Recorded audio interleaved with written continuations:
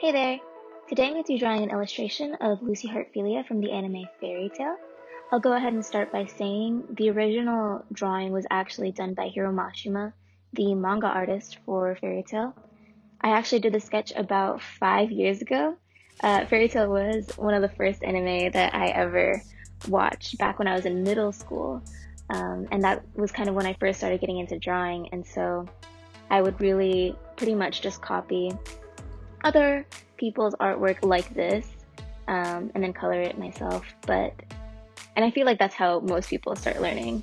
And then today, I actually got a new set of Copic markers.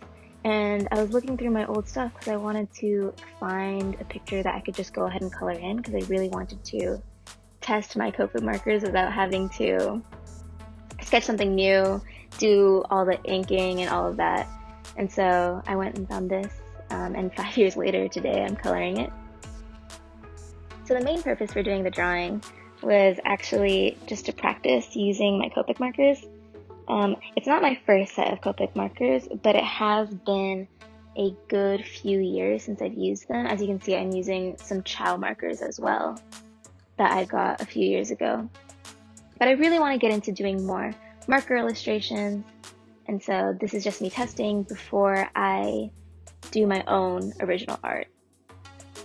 But I still wanted to create a finished illustration, even if it was just for practice, because Copic markers aren't really a medium that I would use in something like my sketchbook. It's more something I would only use for finished pieces because they are so expensive. I'm a bit frugal with my art supplies, especially if they're Copic markers. And so that's why I'm doing this. As for the content of the image itself, Fairy Tail really isn't relevant to me anymore as it was back then. Well, one, because it's over, but I don't know, I just sort of grew out of it once the manga ended. And I still watch anime, but Fairy Tail just isn't really my thing anymore.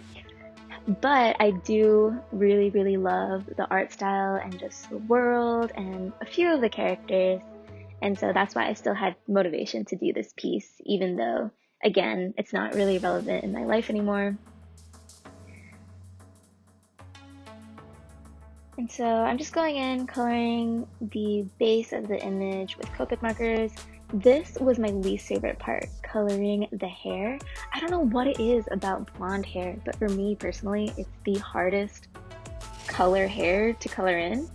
It might be because I think yellow is the color of markers and even colored pencils that I probably have the least different shades of, but also just, I don't know, I can't wrap my head around mixing the colors for blonde hair, whether it's realistic blonde hair or if I'm coloring in something like this, like anime, where it's essentially just yellow. Just something about it is really hard for me. And then here I'm going in and doing the background, which was actually really fun. The background is original. And I traced circles and now I'm just coloring them in however I want. I used colors that were somewhere else in the picture, so it's not just random colors everywhere, but I did want to make the whole image a bit more colorful and vibrant because it is kind of a fun picture.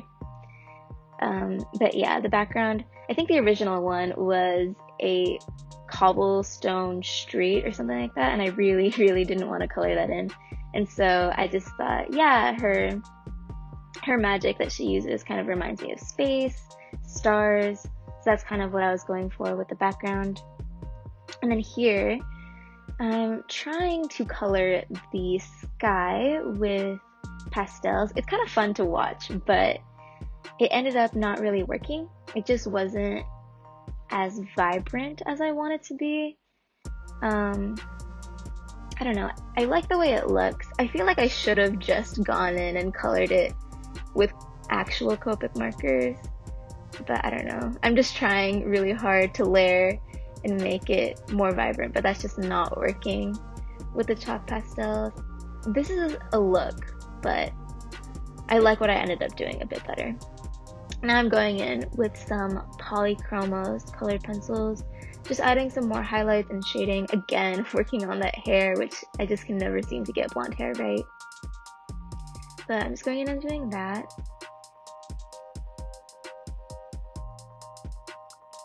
I also ended up using one of my old Copic colorless blenders to just blend the colors in a bit better. One thing about the polychromos is that they're very, very dry, and so I like that. That's why I like using them with Copic markers, but the colorless blender definitely helped. Now here I'm finally coming in and redoing the background.